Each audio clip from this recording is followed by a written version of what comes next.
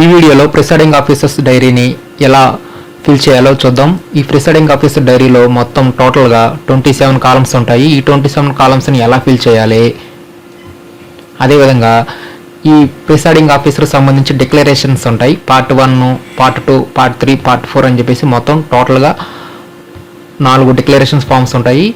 ఈ 4 డిక్లరేషన్స్ని అదేవిధంగా ఈ పిఓ డైరీని ఎలా ఫిల్ చేయాలో ఇప్పుడు చూద్దాం. ముందుగా కాలం నెంబర్ 1లో name of the constituency in block letters, అంటే నియోజకవర్గం పేరును మనం బ్లాక్ లెటర్స్లో రాసేస్తాము. అదేవిధంగా నెక్స్ట్ సెకండ్ కాలంలో డేట్ ఆఫ్ పోలింగ్ తేదీని రాస్తాము. Next number and name of the polling station, అంటే ఆ పోలింగ్ స్టేషన్ యొక్క నేము అదేవిధంగా ఆ నెంబర్ వేస్తాము. Next whether located in government or quasi government building or private building or temporary structure, మనం వెళ్ళిన ఆ బిల్డింగ్ అనేది దేనికి సంబంధించింది అయితే దాన్ని మనం టిక్ చేసుకుంటాం. నెక్స్ట్ ఫోర్త్ కాలం అనేది number of polling officers recruited locally if any, ఇక్కడ లోకల్గా మనం కాకుండా అంటే పిఓ, ఏపీఓ, ఓపీఓలు కాకుండా లోకల్గా ఎవరినైనా పోలింగ్ ఆఫీసర్స్గా మనం నియమించుకుంటే దానికి సంబంధించి ఎంతమంది నియమించుకున్నాం అనేది ఇక్కడ ఇవ్వాలి. ఇక్కడ పిఓ, ఏపీఓ, ఓపీఓ కాకుండా లోకల్ వారిని ఇక్కడ మనం చూపించాలి. ఇక్కడ ఈ ఫిఫ్త్ కాలం ఏంటంటే ఇక్కడ ఫోర్త్ కాలంలో ఎవరినైనా లోకల్గా నియమించుకుంటే వారిని ఏ కారణం చేత నియమించుకున్నాం అంటే డ్యూటీలో ఉన్న పోలింగ్ ఆఫీసర్స్ ఆబ్సెంట్ అయిన కారణం చేత వారిని నియమించుకున్నామా అనేది ఇక్కడ రీజన్ రాయాలి.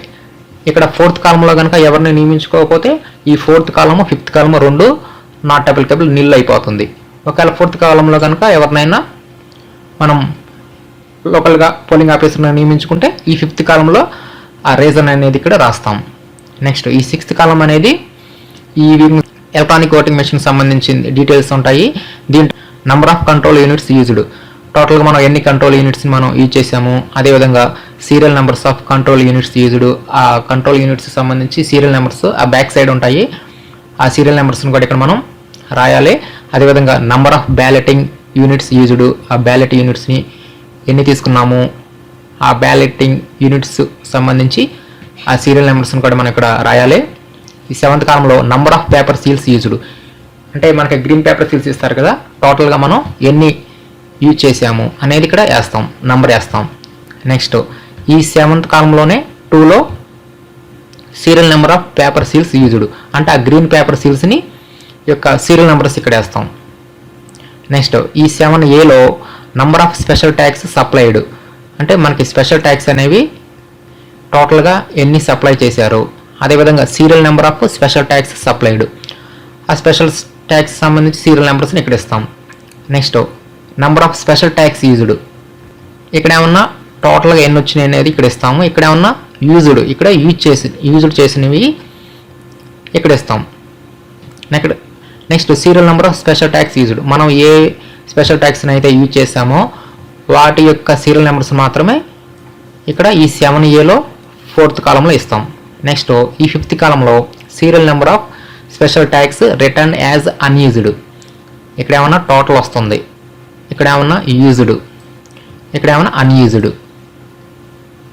అంటే యూజ్ చేయగా మిగిలినవన్నీ అన్యూజ్డ్ కింద వాటి యొక్క సీరియల్ నెంబర్స్ని ఇక్కడ ఈ 7Aలో ఫిఫ్త్ కాలంలో ఇక్కడ మనం రాస్తాం.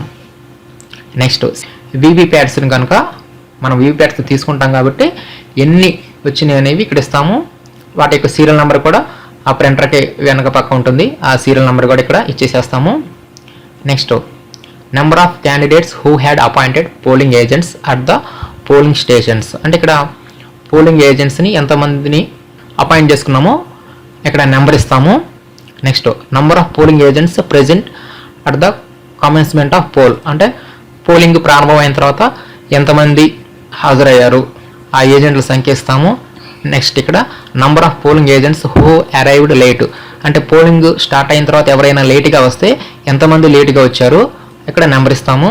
అదేవిధంగా number of polling agents present at the close of poll, అంటే పోలింగ్ ముగిసినప్పుడు ఆ ముగిసిన సందర్భంలో ఎంతమంది పోలింగ్ ఏజెంట్స్ ఆ పోలింగ్ స్టేషన్లో ఉన్నారు అక్కడ ఎంతమంది అనేది ఇక్కడ నెంబర్ ఇస్తాము. నెక్స్ట్ ఇక్కడ 10th కాలము total number of voters assigned to the polling station, ఇక్కడ మన పోలింగ్ స్టేషన్కి టోటల్గా మొత్తం ఎంతమంది ఓటర్స్ని అసైన్ చేశారో ఇక్కడ నెంబర్ ఇస్తాము. తర్వాత next number of electorals allowed to to vote according to the marked copy of the electoral roll. ఇక్కడ మార్కెడ్ కాపీ ప్రకారం మనం ఎంతమంది ఓటర్లను మనం అనుమతించాము అనేది ఇక్కడ ఈ 10(2) కాలంలో ఇస్తాము.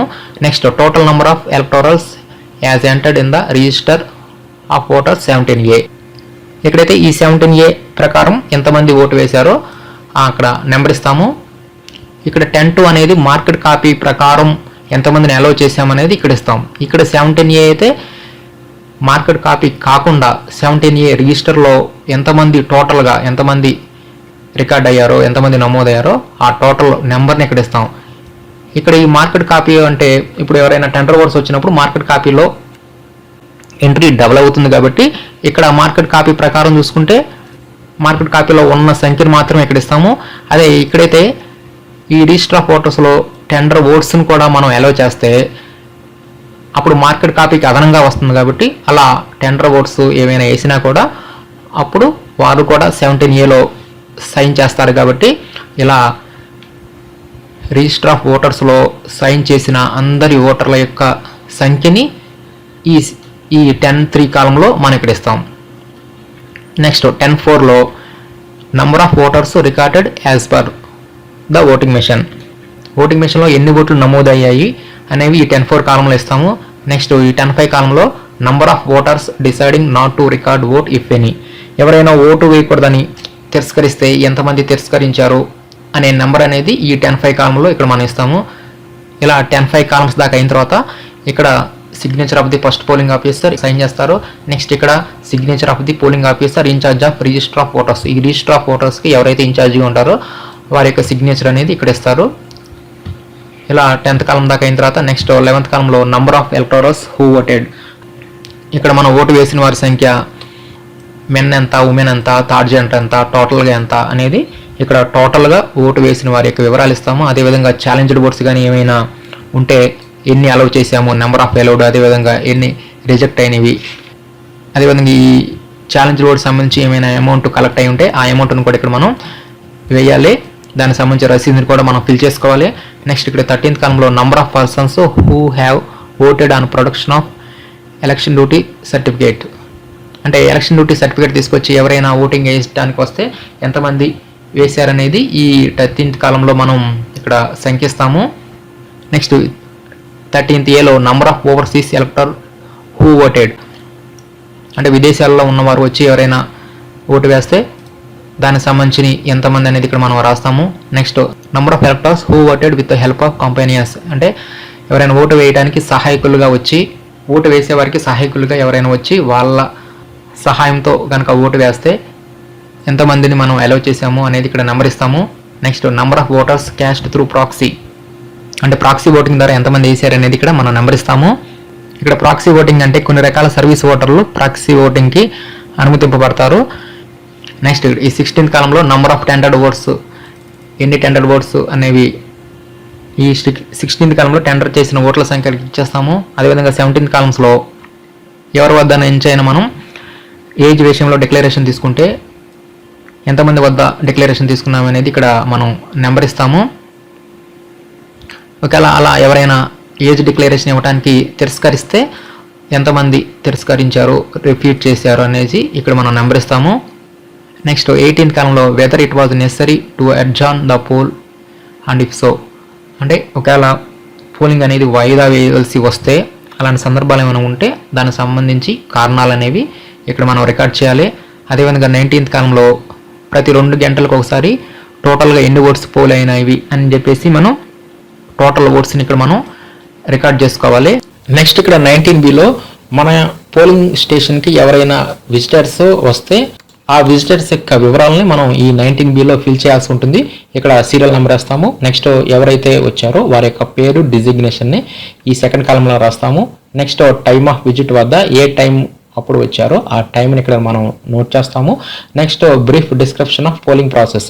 అంటే పీస్ఫుల్గా జరిగిందా లేదంటే ఏదైనా ఇన్సిడెంట్ జరిగిందా అనేది ఇక్కడ జస్ట్ మనం ఇక్కడ రిమార్క్ ఇస్తాము.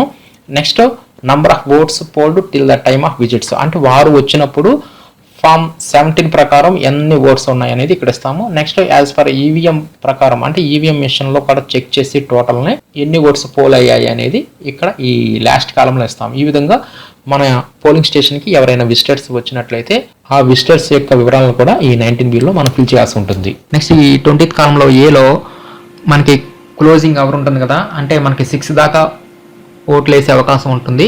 కరెక్ట్గా ఈ 6కి ఆ క్యూలో ఎంతమంది అయితే ఉన్నారో వాళ్ళందరికీ మనం స్లిప్స్ ఇస్తాము. ఆ స్లిప్స్ మీద మనం నెంబర్లు వేసి అలా స్లిప్స్ ఇచ్చేస్తాము ఆ క్యూలో ఉన్న వారికి అందరికీ. అలా ఎన్ని స్లిప్స్ అయితే మనం పంచామో ఆ స్లిప్స్ సంఖ్యని ఇక్కడ మనం ఇక్కడ వేస్తాము. అదేవిధంగా ఈ 20Bలో ఫైనల్గా ఆ స్లిప్లో చివరి వారు వచ్చి ఓటు వేస్తారు కదా, వాళ్ళు ఓటు వేసినప్పుడు ఆ టైంని మనం ఇక్కడ నోట్ చేసుకోవాలి. ఆ స్లిప్స్ ఇచ్చిన ఆ చివరి ఓటరు ఫైనల్గా ఓటు వేసినప్పుడు ఎంత టైం అయిందో ఆ టైంని ఇక్కడ మనం నమోదు చేస్తాము. ఒకవేళ మనం కనుక అలాంటి సందర్భం ఆ క్లోజింగ్ అవర్లో కనుక మనం స్లిప్స్ ఇవ్వకుండా ఉంటే నాట్ అప్లికబుల్ అయిపోతుంది ఈ 2 కాలమ్స్. నెక్స్ట్ ఈ 21 అనేది ఏమైనా ఎన్నికలకు సంబంధించి ఉల్లంఘనలు ఏమైనా జరిగితే వీటిల్లో దొంగ ఓట్లు పడినా లేకపోతే ఓటర్ను పలవ పెట్టడం కానీ ఇలాంటి ఏమైనా సందర్భాలు జరిగితే వీటిలో ఏమేమి కేసులు జరిగినాయి మనం ఇక్కడ రికార్డ్ చేసుకుంటాం ఈ 21 కాలంలో. నెక్స్ట్ ఈ 22లో పోలింగ్ ఒకవేళ తాత్కాలికంగా ఆగిపోతే ఏ ఏ కారణాల మూలన ఆగింది అనేవి వీటిలో కనుక ఈ రిజల్ట్స్లో కనుక అప్లికబుల్ అయితే వాటిని టిక్ చేసుకుంటాం, లేకపోతే ఆ డీటెయిల్స్ అనేవి మనం ఫిల్ చేయాల్సి ఉంటుంది. ఒకవేళ పోలింగ్ ఆగితేనే ఇవన్నీ మనం ఫిల్ చేస్తాము, లేకపోతే అన్ని నాట్ అప్లికబుల్ అయిపోతాయి. నెక్స్ట్ ఈ 23 కాలంలో ఓటింగ్ మిషన్కి సంబంధించి ఏమైనా పాడు చేయడం కానీ నష్టపరచడం కానీ ఓటింగ్ మిషన్కి సంబంధించి జరిగితే వాటికి సంబంధించి ఆ డీటెయిల్స్ని మనం ఇక్కడ టిక్ చేసుకుంటాము. ఒకవేళ అలాంటి సందర్భాలు ఏమీ లేకపోతే నాట్ అప్లికబుల్ అవుతుంది ఈ 23 కాలం అనేది. నెక్స్ట్ ఈ 24 అనేది ఇక్కడ serious complaints if any made by the candidates or agents. ఇక్కడ ఎవరైనా సరే ఆ పోలింగ్ స్టేషన్ సంబంధించి కంప్లైంట్స్ కానీ ఏమైనా ఇస్తే వాటిని ఇక్కడ మనం రికార్డ్ చేయాలి. నెక్స్ట్ ఈ 25th కాలంలో number of cases breach of law and order అంటే శాంతి భద్రతలకు భంగనం చేసిన ఏవైనా సంఘటనలు కనుక జరిగితే అలాంటి సందర్భాలను మనం ఇక్కడ ఈ 25th కాలంలో మనం నోట్ చేస్తాం, లేకపోతే నాట్ అప్లికబుల్ అవుతుంది. నెక్స్ట్ ఈ 26 అనేది report of mistakes and irregularities అంటే ఈ పోలింగ్ స్టేషన్లో కనుక ఎలాంటి మిస్టేక్స్ కానీ ఏమైనా జరిగితే వాటిని ఇక్కడ మనం నోట్ చేస్తాము, లేకపోతే నాట్ అప్లికబుల్ నిల్ అని చెప్పి పెట్టేస్తాము. ఈ 27 కాలం అనేది పిఓ గారి యొక్క డిక్లరేషన్ సంబంధించింది.